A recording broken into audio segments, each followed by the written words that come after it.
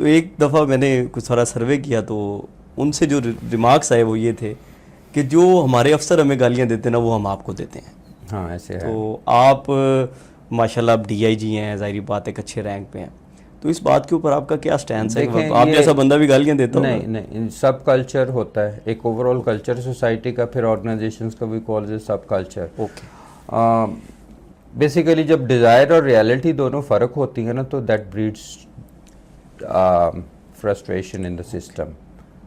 मैं अक्सर लोगों को कहता हूँ कि अपनी ज़िंदगी में परेशान होना ख़त्म हो जाएगा जब या तो डिज़ायर को कम कर दिया जाए या रियलिटी को इम्प्रूव कर दिया जाए। दोनों चीज़ों में एक चीज़ को कर दिया जाए, इस दोनों के गैप को कम कर देंगे तो आप you are in a state of peace. बाकी ये है कि जी पाकिस्तान में ये है, अब क्राइम में फॉर एग्जांपल पुलिस से अक्सर क्वेश्चन करते हैं कि जी पाकिस्तान में, लाहौर में क्राइम बहुत ज़्यादा है। मैं उन्हें कहता हूँ कि आप रोड सेफ्टी इंडेक्स देखें, जहाँ पे सेफ्टी इंडेक्स है पूरी दुनिया में कंपेयर किए जाते हैं सिटीज़, और कहते हैं जी ट्रैफिक बड़ी ख़राब है। मैं क्या, आप पेरिस चले जाएं। मैं अभी 4 महीने पहले लंदन में था। ओके। तो सिर्फ एयरपोर्ट जाने तक आपको 1.5 घंटे की ड्राइव में आपको मोर देन 100 ट्रैफिक सिग्नल्स मिलते हैं। ओके। 1.5 से 2 घंटे लगते हैं।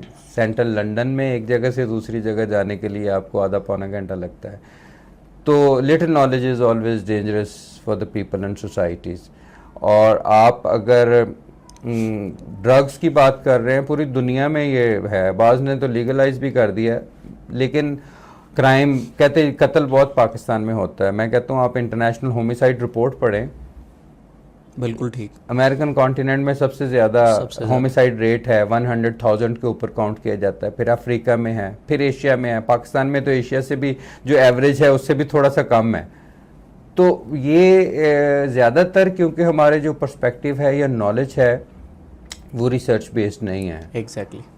आपने मुझे बताया, मैंने आगे बता दिया, ये शऊर की बड़ी सतही एक लेवल ऑफ अंडरस्टैंडिंग है। आपने मुझे बताया, मैंने पूछा कि एविडेंस इसका क्या है, ये शऊर की दूसरी एक स्टेज है। एग्जैक्टली। कि ज़्यादातर क्योंकि हमारे यहाँ रिसर्च और इन चीज़ों को नहीं फोकस किया जाता, उसकी वजह से हमारी मिसपरसेप्शंस बहुत सारी हैं अबाउट आर सेल्फ, हमारे बारे में, हमारे मुल्क के बारे में, हमारे अदारों के बारे में इवन यू नो।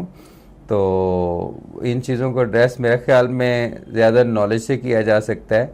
और ख़ास तौर पे ये जो मीडियम यूज़ कर रहे हैं आप, जिस तरह ये प्रोग्राम कर रहे हैं, I can exemplify number of misconceptions even with in law enforcement agencies कि व्हाट इज़ ह्यूमन ट्रैफिकिंग। बहुत सारे 99% even police officers they don't have an exact idea what is human trafficking, what is money laundering.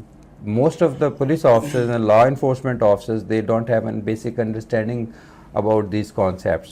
तो